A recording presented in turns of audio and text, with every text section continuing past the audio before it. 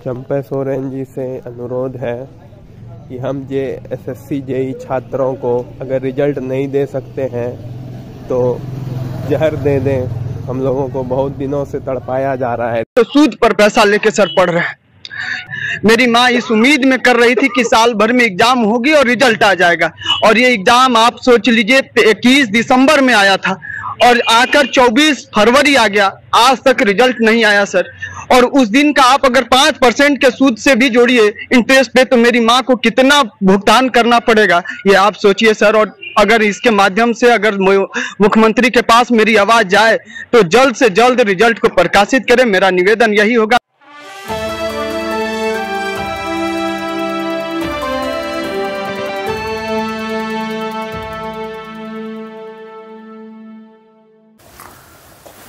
जोहार, मैं आनंद कुमार और आप देख रहे हैं जनमन की बात। दोस्तों, जेएसएससी सीजीएल की परीक्षा का पर्चा लीक हो गया है। संसद से लेकर सड़क तक इस पर आवाज़ उठ रही है। सीबीआई जांच की मांग हो रही है, दोषियों को कड़ा दंड देने की मांग हो रही है। राज्य सरकार ने एसआईटी बना दी है और इसमें गिरफ्तारियां हो रही हैं। परीक्षा लेने वाली एजेंसी चेन्नई बेस्ड सेटवेट या सतवत इन्फोसोल प्राइवेट लिमिटेड के 2 कर्मचारी पकड़े गए। उसके बाद विधानसभा के अवर सचिव यानी अंडर सेक्रेटरी मोहम्मद शमीम, उनके बेटे 2 बेटे पकड़े गए इसमें, और उनके पास से कुछ एडमिट कार्ड मिले, कुछ ब्लैंक चेक मिले, और उन्होंने कबूला कि वे 27 लाख से 30 लाख रुपए तक में सौदा करते थे। 25 लाख रुपए सरगना को दिए जाते थे और 2 लाख रुपए वे खुद रख लेते थे। तो जेएसएससी सीजीएल बहुत बहुप्रतीक्षित परीक्षा है, बहुचर्चित परीक्षा है। 2016 से 4 बार इस परीक्षा के फॉर्म भराए गए, 8 बार परीक्षा की तिथि बढ़ाई गई, और जब फाइनली परीक्षा 2016 के बाद दूसरी बार कंडक्ट कराई गई तो पहले ही परीक्षा 2 चरणों में ली जानी थी। पहले ही चरण की परीक्षा रद्द करनी पड़ी, पेपर लीक हो गई, और अब इसको लेकर हल्ला मचा है, बवेला मचा है सब तरफ। झारखंड में जहां जाइए जेएसएससी सीजीएल की परीक्षा की बात हो रही है, लेकिन एक ऐसी भी परीक्षा है जो हो चुकी है। छात्रों का दावा है, परीक्षार्थियों का दावा है कि यह परीक्षा फ्री एंड फेयर तरीके से ली गई है। ऑनलाइन परीक्षा थी और टाटा कंसल्टेंसी सर्विसेज ने इस परीक्षा को लिया था। हालांकि इस परीक्षा का भी पर्चा लीक हो चुका था। जुलाई 2022 में यह परीक्षा हुई थी, शायद 3 जुलाई का दिन था, और ये परीक्षा रद्द करनी पड़ी थी। और इसके बाद ये परीक्षा 2023 में एक बार फिर ली गई है, और ये परीक्षा है झारखंड डिप्लोमा स्तरीय परीक्षा, जिसको जेएसएससी जेई की परीक्षा के नाम से भी जाना जाता है। परीक्षार्थी बेहाल हैं, परेशान हैं, गुहार लगा रहे हैं कि हमारा रिजल्ट निकालिए। जेएसएससी के चेयरमैन को चिट्ठी लिख रहे हैं। राज्य के नए नवेले मुख्यमंत्री चंपई सोरेन को खुला पत्र लिखकर गुहार लगा रहे हैं। सोशल मीडिया पर कोई परीक्षार्थी रोता हुआ ये कह रहा है कि मेरी माँ ने सूद पर पैसे लेकर मुझे पढ़ाया, मुझे रखा रांची में, और इन पैसों का सूद बढ़ता ही जा रहा है, लेकिन रिजल्ट नहीं निकल रहा है। आखिर परेशानी क्या है? एक अभ्यर्थी यह कहता है कि रिजल्ट नहीं दे सकते तो जहर दे दीजिए, लेकिन इस हाल में मत रखिए, फंसा के मत रखिए। दोस्तों, जेएसएससी जेई के परीक्षार्थी 16 फरवरी से आमरण अनशन करेंगे। इसकी घोषणा उन्होंने बाकायदा जेएसएससी चेयरमैन को चिट्ठी लिखकर दी है, और सोशल मीडिया पर भी उन्होंने इस बात को जाहिर किया है कि 16 फरवरी से जेएसएससी जेई के अभ्यर्थी आमरण अनशन करेंगे। जेएसएससी यानी झारखंड स्टाफ सिलेक्शन कमीशन के अध्यक्ष नीरज सिन्हा को जेएसएससी जेई के परीक्षार्थियों ने एक चिट्ठी लिखी है। ये चिट्ठी आपको सुनाता हूँ, उसके बाद वो चिट्ठी पढ़कर सुनाऊंगा जो पिछले कई दिनों से वायरल है। झारखंड के नए नवेले मुख्यमंत्री चंपई सोरेन के नाम पर लिखी गई है, और ये पीड़ा और ये दर्द छात्रों का बताता है, और ये सवाल भी खड़ा करता है कि आखिर जब परीक्षा हो गई है तो 4 महीने से रिजल्ट रोक कर क्यों रखा गया है? इसके पीछे क्या कोई कारण है, कोई राज है, या कुछ और है? लेकिन पहले जेएसएससी जेई के परीक्षार्थियों की वो चिट्ठी आपको सुनाता हूं जो उन्होंने झारखंड कर्मचारी चयन आयोग के अध्यक्ष को लिखी है। तो जेएसएससी जेईई के परीक्षार्थियों ने जो चिट्ठी लिखी है जेएसएससी चेयरमैन को, उसमें लिखा है, प्रिय अध्यक्ष झारखंड कर्मचारी चयन आयोग, प्रिय सर, हम झारखंड कर्मचारी चयन आयोग के जूनियर इंजीनियर परीक्षा JDL CCE 2023 एडवर्टीजमेंट संख्या 04/2023 और 05/2023 के उम्मीदवार हैं। हमने एक ही परीक्षा को 3 बार लिखा है। जेएसएससी के कैलेंडर के अनुसार हमारा परिणाम दिसंबर 2023 में घोषित किया जाना था, लेकिन हमारा परिणाम अभी तक घोषित नहीं हुआ है। 16 जनवरी 2024 को हमें वादा किया गया था कि हमारी दस्तावेज सत्यापन सूची जल्द ही प्रकाशित की जाएगी। हालांकि हम अब भी परिणाम का इंतज़ार कर रहे हैं। हम समझते हैं कि जेएसएससी सीजीएल के हालिया कागज़ लीक ने जेएसएससी के कार्य वातावरण को प्रभावित किया है, लेकिन जेएसएससी जेईई जूनियर इंजीनियर परीक्षा का जेएसएससी सीजीएल के साथ कोई संबंध नहीं है और यह तीसरी बार सबसे विश्वसनीय एजेंसी TCS ION द्वारा आयोजित की गई है। हम सभी हमारी परीक्षा प्रक्रिया की वर्तमान स्थिति के बारे में अज्ञात हैं। हमारे कुछ दोस्त 8 फरवरी 2024 को जेएसएससी कार्यालय में डिप्टी सचिव मिसेज मधुमिता कुमारी से मिलने गए थे, लेकिन उन्होंने शाम तक इंतज़ार करने के बावजूद इनकार किया। इस प्रकार की स्थिति में हमें आंदोलन करने के सिवाय कोई विकल्प नहीं बचा है। हम 16 फरवरी से अनिश्चितकालीन भूख हड़ताल के लिए जा रहे हैं। हमने इसके लिए आधिकारिक अनुमति ली है।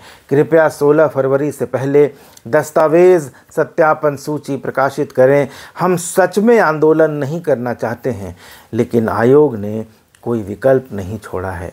आपकी श्रद्धा में झारखंड कर्मचारी चयन आयोग की जूनियर इंजीनियर परीक्षा 2023 JDL CCE 2023 एडवर्टीजमेंट संख्या 04/2023 और 05/2023 के उम्मीदवार। ये चिट्ठी लिखी है उन्होंने। 16 फरवरी से अनिश्चितकालीन भूख हड़ताल आमरण अनशन की चेतावनी दी है, लेकिन इससे पहले एक खुला पत्र लिखा। जेएसएससी के अभ्यर्थी ने मुख्यमंत्री चंपई सोरेन के नाम लिखा, जोहार, आपको एक सच्ची कहानी सुनाना चाहता हूँ। उम्मीद है आप अपना थोड़ा सा कीमती समय इसे पढ़ने और महसूस करने में ज़रूर देंगे। झारखंड कर्मचारी चयन आयोग जूनियर इंजीनियर परीक्षा, इस एक परीक्षा ने न जाने कितनी जिंदगियां तबाह कर दी। ये कहानी है झारखंड के युवाओं की बदहाली और बर्बादी की, आबाद होने की चाहत में बर्बाद हो जाने की। इस परीक्षा का विज्ञापन 8 साल बाद 2021 के दिसंबर महीने में निकाला गया। 8 साल बाद निकली इस नियुक्ति ने लाखों डिप्लोमा और इंजीनियरिंग किए हुए बेरोजगारों के मन में आशा की एक किरण बांध दी। लग गए सब परीक्षा की तैयारी में। गांव टोलों के न जाने कितने बेरोजगार युवा सपनों की गठरी और माँ बाप के उम्मीदों की पोटली लिए शहर के छोटे छोटे कमरों में अपने सपनों को उड़ान देने की तैयारी में जुट गए। विज्ञापन जारी होने के 7 महीने के बाद 3 जुलाई 2022 को झारखंड के कई ज़िलों में यह परीक्षा आयोजित की गई। परीक्षा देकर अभ्यर्थी निकले भी नहीं थे कि पेपर में सेटिंग और पेपर लीक जैसी बातें फैलने लगी। कुछ ऐसे सबूत सामने आए जिससे तय हो गया कि पेपर पहले से लीक हो चुका था। चंद मुट्ठी भर लोगों ने लाखों सपनों का गला घोंट दिया था। फिर शुरू हुआ परीक्षा रद्द करवाने का संघर्ष, क्योंकि सरकार कहाँ सुनती है कभी छात्रों की। धरना दिया गया, सबूत दिखाए गए, FIR करवाया गया, तब जाकर कहीं सरकार ये मानने पर मजबूर हुई कि परीक्षा में पेपर लीक हुआ था। एजेंसी ने ही लीक कराया था, चौकीदार ही चोर था। न जाने कितनी माँ बहनों ने अपने जेवर गिरवी रखकर अपने बेटे को, भाइयों को पढ़ने भेजा होगा। किसी ने लोन लेकर पढ़ाई की होगी तो किसी के पिता के खेत गिरवी होंगे, लेकिन सब तबाह हो चुका था। जख्मों पे मरहम लगाकर फिर से लग गए गरीब घरों के बच्चे। एक सरकारी नौकरी की आस में फिर से रातें खराब की गईं। दूसरी बार जेएसएससी को मजबूर होकर ये परीक्षा TCS से करवानी पड़ी। 2022 के अक्टूबर-नवंबर महीने में ये परीक्षा दोबारा आयोजित की गई।